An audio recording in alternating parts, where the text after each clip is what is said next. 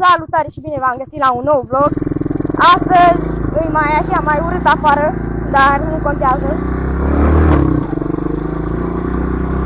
Să-mi dați și voi idei de vloguri în comentarii. Cam face cam urât motorul și auzi ceva urât, dar cred că am noroi pe spatele o grămadă. O luăm pe aici, e mai bun drumul decât dacă aș lua o cupaie și de asta o iau pe aici. Știu că în vlogul ăla cu pădure se ția camera cam în jos, de asta o să am grijă să se vadă și drumul, nu doar ATV-ul. No, bun. Acum mergem o leacă pe drum. O fac pe a treia. Hai să-i dăm o leacă. Mi-a sărit noroi pe față. Sper să mă aud că în unele vloguri nu mă aud.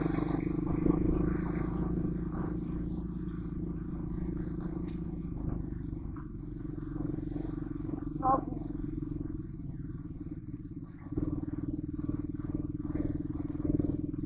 E cam frig afară. Deci e vara, dar se simte de zici că nu-i vara. Tocmai ce-am pus o benzină acum. Nu știu dacă s-a închis motorul, că era rece când am plecat. Cred că o să mă fac plin de noroi acum. Hai așa.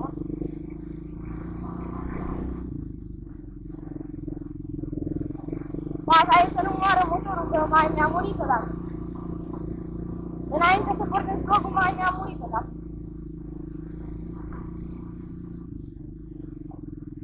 Opa, așa.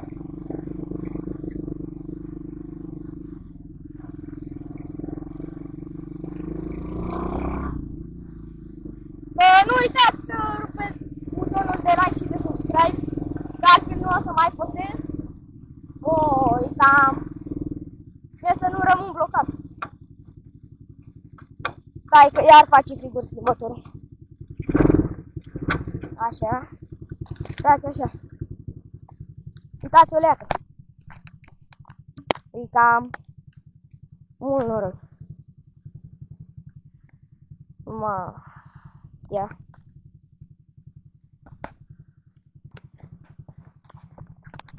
Nu cred că intru, că... Adică de blocat nu rămân blocat, doar că... E după aia că dacă cade lanțul sau moare motorul... Că dacă cade lanțul, pot să-l pun, dar dacă cade ăla de pe față îmi trebuie șurubelnițul și cheie. Așa că nu intru. Ne întoarcem înapoi.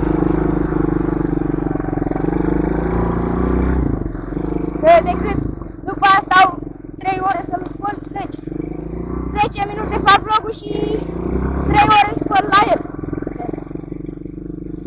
Eu sper că mă aud, că încep să vorbesc mai tare, fiindcă eu celelalte vloguri nu prea mă auzeam. Stați că aici iar sunt dealurile astea. Mi-am pus de data asta și la valiera mai de lângă.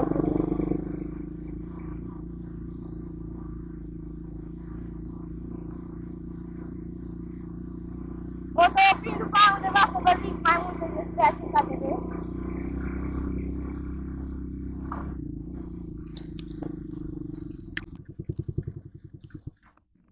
No, bun. Sper să mai pornească, că l-am oprit acum.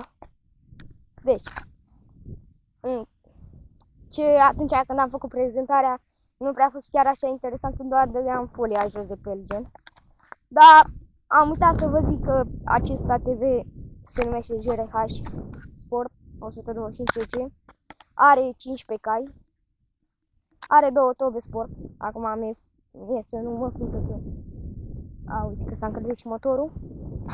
Roțile de 8 inci, care chiar sunt destul de groase și faine.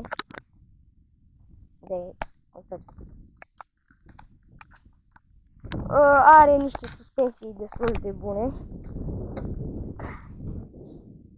Rezervorul de 3 litri jumate. Schimbătorul cam face un pic figuri, dar în rest e bun. Faruri LED, stați așa să îl bag în contact. uitați.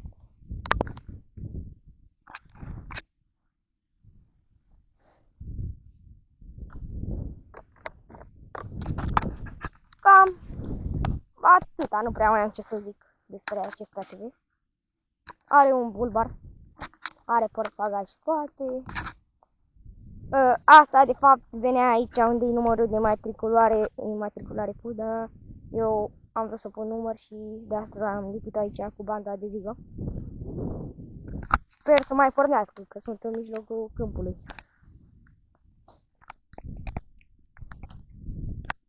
Peste o săptămână sau două îi fac și schimbul de ulei. Da. Hai să văd dacă pot să urc dealul ăsta și cam atât a fost vlogul azi. Stai să văd. Mai porni și...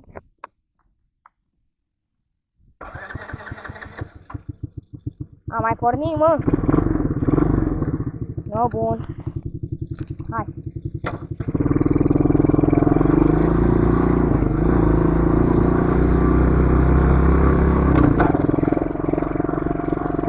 E cam mare dealul și cam abrupt. Chiar dacă pe cameră nu se vede, e destul de mare și e destul de abrupt. Dar uite că urcă. Asta nu se pot. Eu urc cu a doua acum, ce nu am cu a doua. Uitați pe întâia acum, da? Da. Întâia se capturează, așa că o să aleg să merg cu a doua. Urcă-mă fără probleme.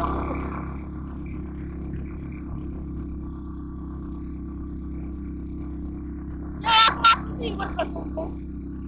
Când primesc locul ăsta.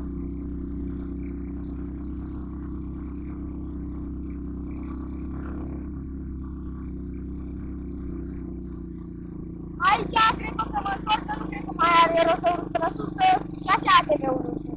Așa că mă voi întoarce. Ce abrupt e.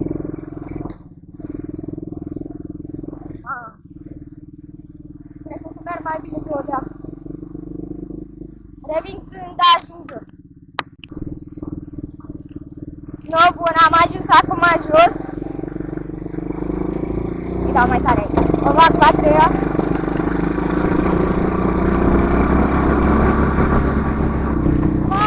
Mi-a sărit piciorul. Mă duc, fac un duș acum.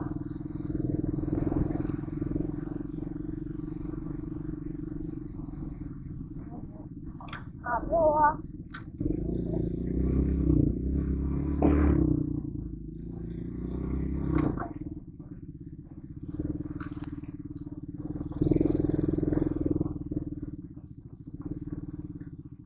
No, bun, deci cam ăsta a fost vlogul de astăzi.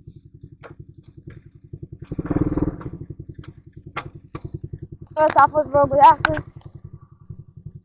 Dacă vreți să mai postez și v-a plăcut, nu uitați să dați un like și un subscribe și ne vedem la următorul vlog. Pa, pa!